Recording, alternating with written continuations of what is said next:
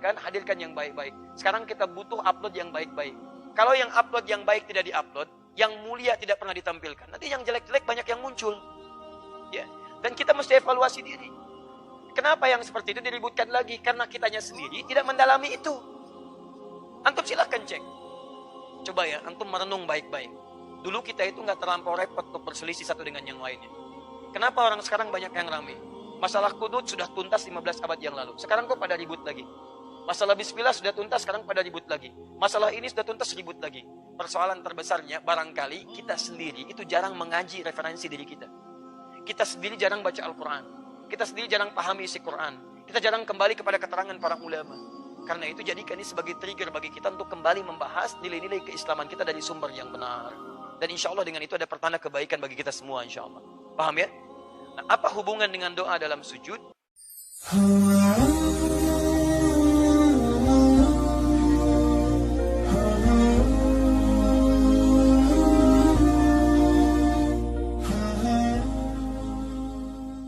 Assalamualaikum Ustaz, bolehkah baca doa dalam bahasa Indonesia saat sujud di salat wajib? Baik, di sini ada ikhtilaf dari para ulama, perbedaan-perbedaan pendapat dari para ulama, tapi umumnya jumhur itu bersepakat boleh berdoa dalam sujud jika memang doa itu pernah ditunjukkan oleh Nabi lafadznya secara langsung, maka itu boleh dilafadzkan langsung. Ya, ada banyak doa-doa yang pernah dibacakan oleh Nabi SAW dalam keadaan sujud. Ya, ada doa yang singkat hanya menyanjung Allah, Subhana Rabbil A'la. Doa yang singkat tambahan dengan pujian, Subhana Rabbil A'la wa bihamdi. Doa yang singkat pujian, kemudian menyanjung Allah plus permohonan ampunan. Subhanakallahumma bihamdika Allahumma gfirli. Ada yang minta diberikan cahaya. Ada yang minta diberikan keberkahan dari Allah. Ada banyak doa. Kalau situasi Anda memang sesuai dengan doa-doa tadi, maka alangkah baiknya Anda lafadzkan itu seperti Nabi pernah mencontohkannya pada kita. Tapi ada kebutuhan-kebutuhan doa kita yang tidak sama dengan masa-masa Nabi SAW. Ya, misal, anak Anda besok mau ujian, atau Anda mau masuk ujian ikut kampus. Masa Nabi belum ada kampus. Ya, mana doa yang sesuai untuk Anda bacakan? Nabi tidak pernah lafadzkan karena kebutuhan Nabi tidak sama dengan kebutuhan Anda. Kebutuhan zaman sekarang berbeda dengan dulu yang pernah dilafadzkan. Maka yang seperti itu, sepakat para ulama, boleh berdoa kepada Allah, dalam arti mintakan kepada Allah sekalipun tidak harus dilafadzkan. Cukup dalam hati Anda mohonkan pada Allah Subhanahu wa taala setelah doa-doa sunnah Anda panjatkan. Subhanakallahumma bihamdika Allahumma gfirli. Dalam hati Anda mohonkan, ya Allah, mohon berikan kelulusan pada anak saya ya Allah. Ya Allah, mudahkan rumah tangga saya. Ya Allah, mantapkan saya dalam akad nikah besok ya Allah. Ya Allah, lancarkan lisan saya.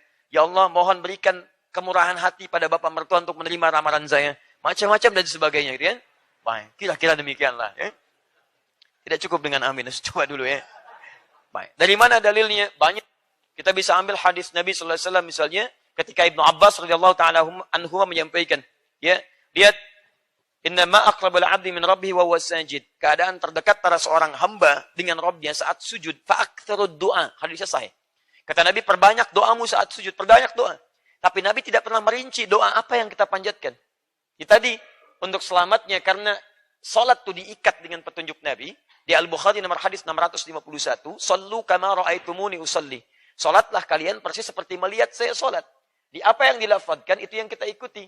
Yang tidak dilafadzkan maka ambil keumuman hadisnya karena Nabi sendiri memerintahkan di situ. Dari mana Nabi perintahkan? Dari ayat Al-Qur'an. Ya, Quran surah ke-48 ayat 29. Anda bisa lihat kalimat Qur'annya. Muhammadun Rasulullah walladzina ma'ahu asyidda'u 'alal kuffar ruhama'u bainahum. Tarahum rukka'an sujjada yabtaghuna fadla minallahi wa ridwana. Anda lihat umat Nabi Muhammad itu ciri khasnya adalah pertama, dia tegas pada segala hal yang menyimpang. Ya, ingat, saya pernah terangkan ini beberapa kali. Di Quran itu ada redaksi kafar, ada redaksi kafir, ada kufar. Itu tiga ini itu memberikan penekanan yang berbeda. Anda mesti hati-hati. Kalau kafar itu artinya perbuatan yang menyimpang. Yang umumnya dikerjakan sebetulnya oleh non-muslim. Tapi orang Islam pun yang mengaku Islam mengerjakan itu.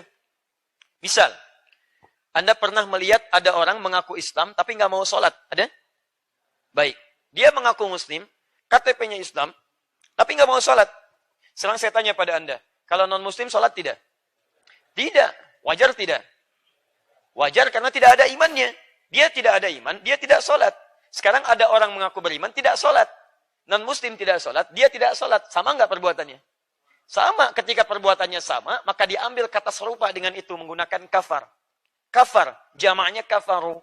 Misal, contoh kedua. Maaf ya. Ada non-muslim tidak beriman. Dia tidak tahu syariat zakat. Dia tidak berzakat. Non-muslim tidak berzakat. Diberikan harta, cara syukurnya dengan berzakat. Dia tidak berzakat karena nggak ada imannya. Ada nggak orang mengaku Islam nggak mau zakat? Ada. Ada. Dari sejak zaman dulu sudah ada. Zaman Abu Bakar bahkan ada. Lebih meluas lagi. Maaf, ketika dia tidak mau bersyukur dengan hartanya, tidak mau berzakat, tidak mau infak, itu kafar. Kafar, dia tidak keluar dari Islam. Cuman perbuatannya mirip-mirip orang kafir. Dan dosanya luar biasa. Quran surah ke-14 ayat ke-7. La in syakartum la azidannakum wa la in kafartum. Kalau Anda syukur, kami tambah. Tapi kalau Anda kafar tuh.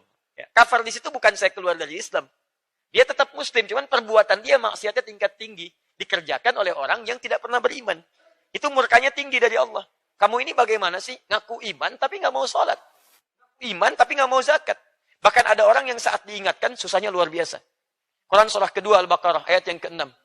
Innal ladzina kafaru, paling kanan sebelah atas. Innal ladzina kafaru sawa'un 'alaihim anzartahum am lam tunzirhum la.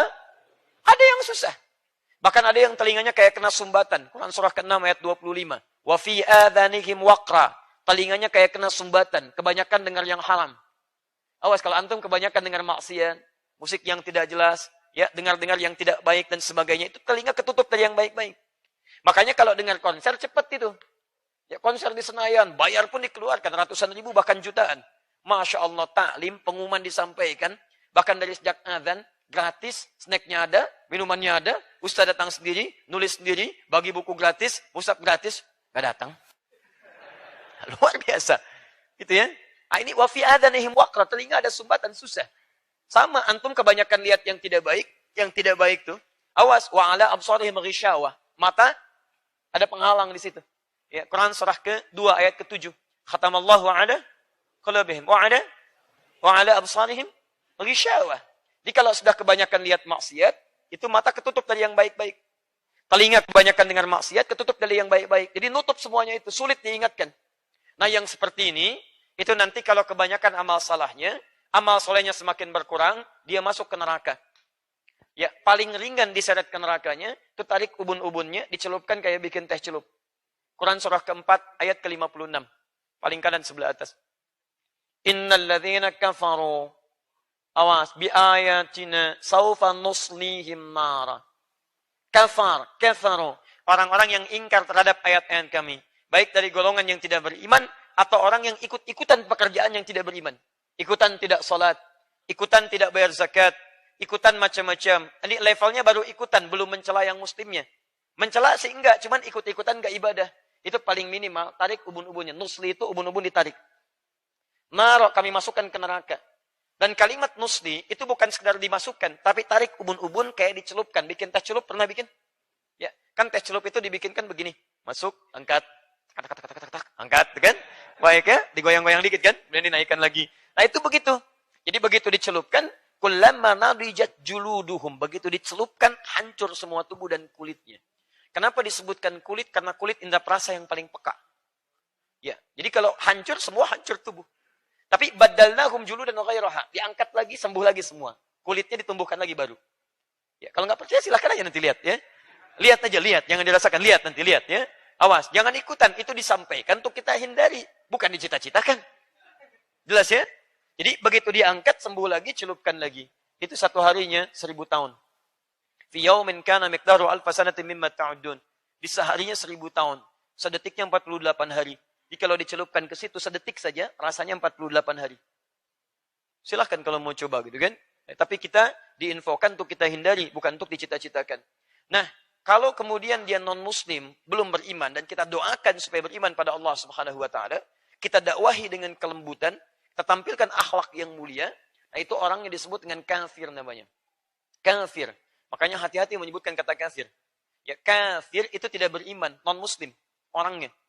Sifatnya pada umumnya, ada yang disebut di Quran, dia tidak, melukai, tidak menyerang, cuman kadang-kadang suka ngajak-ngajak. Ya, kafir. Jamaknya kafirun. Jamaknya kafirun. Kata kafir itu, kalau sudah jama, itu tidak ada muannasnya. Seperti gini, muslim, perempuannya apa? Muslimah. Baik ya. Muslim, jamaknya muslimun, perempuannya muslimat. Mukmin, jamaknya mukminun, perempuannya mukminat. Kafir, jamaknya kafirun, perempuannya nggak usah ngarang. Kafirat nggak ada, Bu. Nggak ada. Itu ada bentuk jamak yang sudah mencakup laki-laki dan perempuan. Kalau Anda belajar spesialisasi bahasa Arab, itu ada jamak yang nggak bisa itu dipahami dengan menambahkan alif ta jadi perempuan. Itu semuanya adalah laki-laki dan perempuan. Seperti hadirin, nggak ada hadirat. Cuman di Indonesia ada hadirat. Ya. Silakan cek di Arab.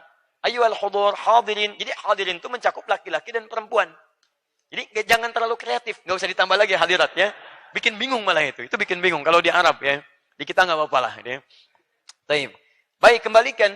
Nah, jadi dulu pernah ada yang datang kepada Nabi Muhammad SAW, beberapa utusan. Muhammad, kita memang beda, gak usah berselisih. Ya, kita gantian aja. Malam ini kami nyembah Tuhan. Kamu nyembah Tuhan kita. Maka turun satu surah langsung namanya Al-Kafirun. Dengan orangnya langsung. Qul ya ayyuhal kafirun. La a'budu ma ta'budun. Sampai ujungnya lakum dinukum waliyadin. Mohon maaf, ya Anda yang masih terhalang. Kafir itu masih terhalang. Sopan, belum mau menerima hidayah. Dan mereka mengakui, kami memang masih terhalang, menutup diri kami, belum mau buka. Makanya ketika disebut kafir, dia nggak marah. Qul ya ayyuhal kafirun. Apa? Oh, tidak. Ya, dia paham, bahasanya sopan, karena itu dia terima. Oh, baiklah kalau begitu. Kamu belum bisa terima, nggak apa-apa. Di ujungnya lakum dinukum waliyad. Itu toleransi paling tinggi. Toleransi paling tinggi dalam beragama itu namanya zero tolerance. Itu paling tinggi. Jadi tidak usah saling ganggu. Anda silahkan ibadah di tempat Anda. Kami ibadah dengan keyakinan kami. Yang terjadi kalau Anda ingin bertanya, ayo kita dialog. Kami terangkan, kami dakwahi. Tapi tidak harus kemudian kita saling menghadirkan hal-hal yang tidak membangun dan bermanfaat dalam kehidupan. Silakan, itu indah sekali. Jelas ya? Tayyib. Nah, jadi kalau sekarang disebutkan ada hukum dalam fikih, pernah saya sampaikan pada Anda, kaidah dalam tafsir, kalau disebutkan kejadian, perbuatannya tidak disebutkan kapan, orangnya siapa, itu tandanya akan terjadi lagi di setiap masa dengan tokoh yang berbeda, di tempat yang tidak sama. Jadi kalau sekarang pun Anda menemukan non-muslim, ya tidak menyakiti Anda, cuman suka ngajak-ngajak. Nah, itu akan ditemukan. Karena Qur'annya sudah mengisyaratkan akan terjadi lagi di masa depan dengan tokoh yang tidak sama. Silahkan Anda cek, main-main Car Free Day. Karnya yang free, orangnya tidak. Dia begitu datang mengatakan pada Anda, Pak, tolong minta waktu sebentar. Kita harus percaya pada Tuhan, begini. Anda tahan sebentar, Pak. Maaf Pak ya, Bapak terlambat. Sudah ada yang seperti Bapak. 15 abad yang lalu. Bapak ketinggalan, Bapak kemana aja?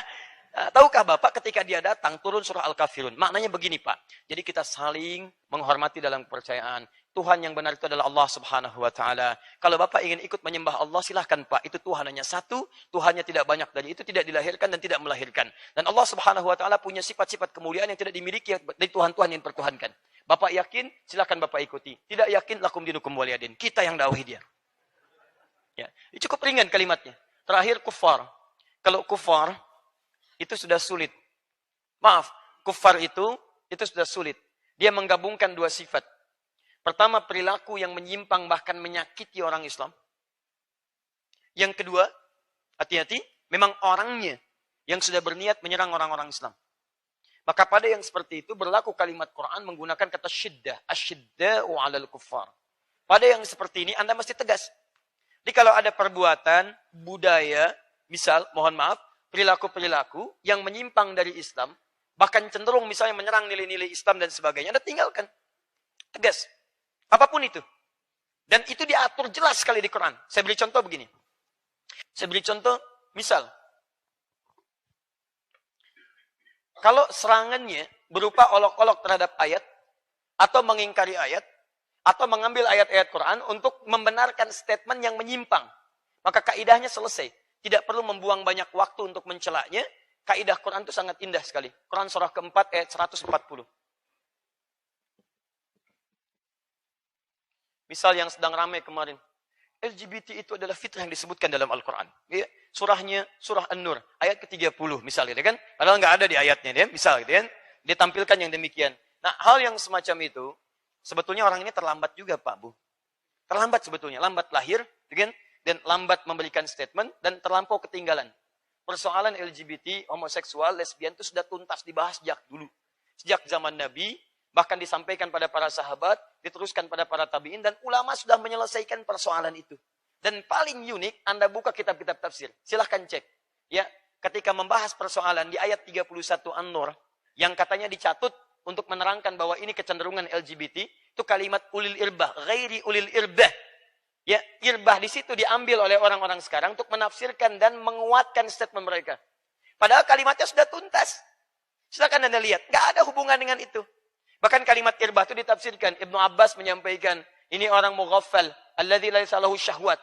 Orang ini memang orang yang sudah, mohon maaf ya, terganggu keadaan dirinya, sudah nggak punya syahwat lagi. Jadi udah nggak ada syahwat, mau laki-laki mau perempuan, udah nggak ada sama sekali. Yang kedua kata Mujahid, wal ablah. Ini orang yang mohon maaf, kalimatnya memang agak tinggi, ya, agak tinggi, agak keras. Ini orang idiot. Dalam arti udah nggak punya pikiran yang normal. Ya. Yang ketiga, muhannaf yang tidak jelas orientasi seksualnya. Di irba itu cuma 3 pilihan. Ya, pilihan pertama, maaf, orang yang terganggu keadaan dirinya. Pilihan kedua, orang yang mohon maaf punya kecenderungan seksual yang tidak jelas. Yang ketiga, tidak punya orientasi seksual. Itu saja sebetulnya. Jadi kalau orang LGBT mengambil ayat ini untuk menguatkan pendapat mereka, memang mereka satu di antara 3 itu. Ya, kalau tidak idiot, ya, orientasi seksual yang tidak jelas, dan memang sudah tidak paham dalam kehidupan. Jadi orang-orang semacam ini, maaf kalau memberikan statement-statement, kata Quran nggak perlu dicela. Ingat pesan saya, mencela yang sudah tercela itu buang-buang waktu. Ya. Yang ada, kata Quran, ini poinnya. Saya mohon maaf lompatnya terlampau jauh, tapi kadang-kadang penting kita bahas yang semacam ini. Perhatikan baik-baik. وَقَدْ نَزَّلَ عَلَيْكُمْ فِي الْكِتَابِ. Telah tetap ketentuan dalam Al-Quran. أَنْ إِذَا سَمِعْتُمْ آيَاتِ اللَّهِ. Kalau Anda pernah mendengar ayat-ayat Allah, yukfaru biha, diingkari, ditolak. Wa yustahzau biha, atau minimal diolok-olok. Dijadi bahan olok-olokan. Atau diingkari, dipalingkan ayatnya. Kalimat Quran cuma satu aja, nggak banyak. فَلَا تَقْعُدُوا مَعَهُمْ. Udah, jangan sertai mereka. Sebetulnya nggak usah diviralkan. Kalau diviralkan, makin ramai dibahas. Nggak usah, sudah. Boikot aja pernyataannya. Kalau orangnya bicara, sudah nggak usah ditanggapi.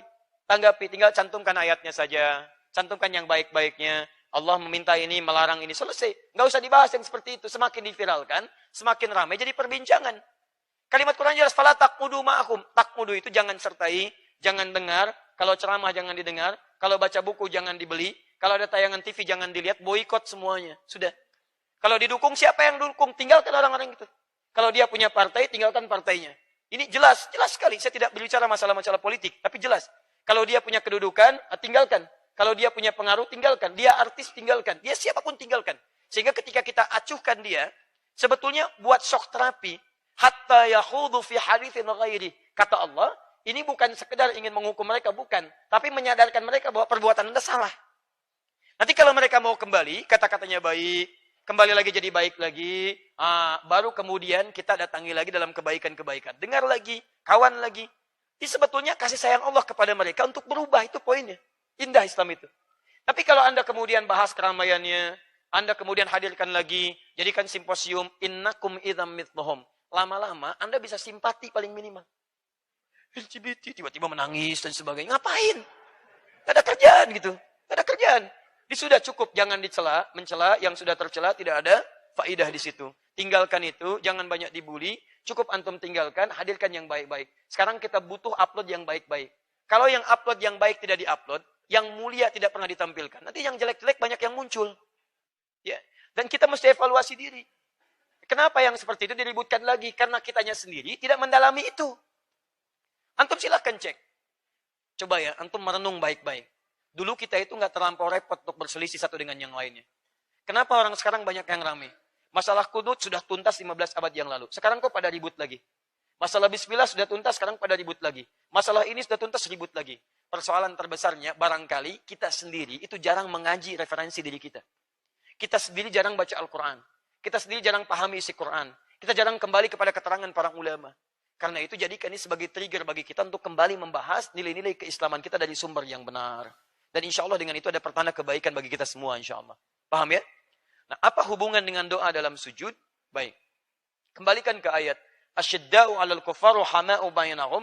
Saling punya hubungan baik dengan sesama. Tarahum. Ini poinnya. Tarahum rukka'an sujjada. Kita ambil yang sujudnya. Rukka'an sujjada. Melihat ciri umat Nabi Muhammad, tegas pada segala hal penyimpangan. Yang kedua, berkasih sayang dengan sesamanya. Yang ketiga, tarahum ruk'an sujada. Anda lihat mereka rajin ibadah. Rukunya, sujudnya. Dalam sujud itu, yabtaghuna fadlan minallahi wa ridwana. Mereka memohon banyak kemuliaan dari Allah Subhanahu wa taala. Fadla plus ridwan. Jadi banyak berdoa. Ini poinnya. Jadi kalau sedang sujud kata Quran, ayo perbanyak doa, perbanyak doa, perbanyak doa.